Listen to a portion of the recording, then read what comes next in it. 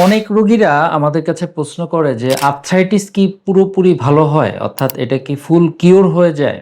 তো আজকের ভিডিওটা আমরা যারা আর্থ্রাইটিস পেশেন্ট আছে তাদের জন্য। আজকের ভিডিওতে আমি আপনাদের সামনে বলার চেষ্টা করব যে এই রোগটি আসলে কি, এই রোগের চিকিৎসা কি এবং এটি আসলে কিওর হয় কিনা, আর যদি কিওর হয় তাহলে কিভাবে হয় এবং যদি না হয় তাহলে কি কি বিষয় সামনে আছে। আমি doctor Khandakar Nafiz Rahman, arthroscopy, arthroplasty এবং অ্যাডভান্স ট্রমা সার্জন। আমি কর্মরত আছি পঙ্গু হাসপাতালে। তো আর্থ্রাইটিসটা কি জিনিস? আর্থ্রাইটিসটা হলো আমাদের যে জয়েন্ট আছে বা আমাদের যে গিরা আছে, এই গিরার এক ধরনের প্রদাহজনিত রোগ। অর্থাৎ গিরার ভিতরে যদি কোনো রিয়াকশন হয়ে যায় তাহলে কি হয়, আমাদের যে জয়েন্ট আছে তার চারিপাশে বেশ কিছু সফট টিস্যু থাকে, কার্টিলেজ থাকে।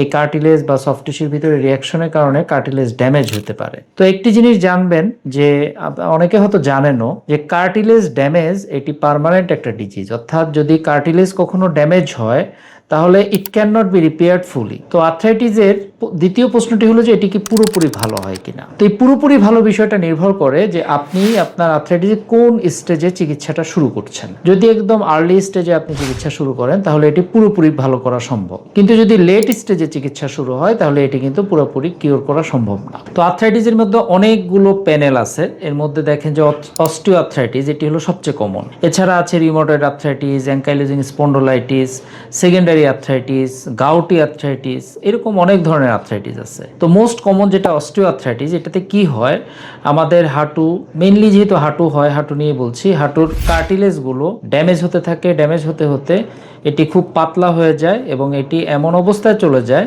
যে এই কার্টিলেজটা পুরোটাই ক্ষয় হয়ে যায়। এবং তখন কি হয়, তখন পেশেন্টের হাঁটু ফুলে যেতে পারে, কন্টিনিউয়াস ব্যথা হতে পারে এবং স্টিফনেস, অর্থাৎ হাঁটুটা মনে হবে যে আপনার ফ্লেক্সিবল নাই আর ভালো মতো মুভ করছে না, এরকম প্রবলেম হতে পারে। আর রিউমাটয়েড আর্থ্রাইটিস বা যেগুলো অটোইমিউন ডিজিজ আছে, এগুলো আসলে রোগটা হলো রক্তের বাত থাকার কারণে এই যে বাতের যে ফ্যাক্টরগুলো আছে এইগুলো গিরাতে জমা হয় এবং এই ফ্যাক্টর বা এইগুলো আপনি একটা বিষাক্ত পদার্থ বলতে পারেন, এইগুলো গিরাটাকে ড্যামেজ করে ফেলতে পারে। তো অটোইমিউন ডিজিজের চিকিৎসা হলো আমরা ডিএমএআরডি বা বিভিন্ন চিকিৎসার মাধ্যমে এই যদি বাতটাকে কন্ট্রোল করতে পারি তাহলে অস্টিওআর্থ্রাইটিস কন্ট্রোল হয়।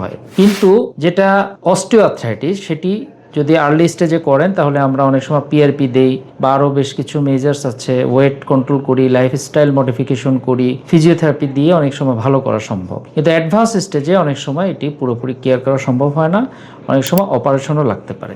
সো যদি আর্থ্রাইটিসের রোগী হন আপনি, তাহলে আপনাকে অবশ্যই খুব আর্লি স্টেজে চিকিৎসা শুরু করতে হবে এবং যদি আর্লি স্টেজে চিকিৎসা শুরু করেন তাহলে এখান থেকে পরিত্রাণ পাওয়া সম্ভব। তো আমার আজকের ভিডিও থেকে আপনারা যে ইনফরমেশনগুলো পেলেন, এরপরে যদি আপনাদের কোনো প্রশ্ন থাকে কমেন্ট বক্স খোলা থাকবে, আপনারা কমেন্ট বক্সে আপনাদের কমেন্টগুলো দিবেন, আমরা চেষ্টা করব সেই প্রশ্নের উত্তরগুলো দেওয়ার জন্য। তো সবাই ভালো থাকুন, আসসালামু আলাইকুম।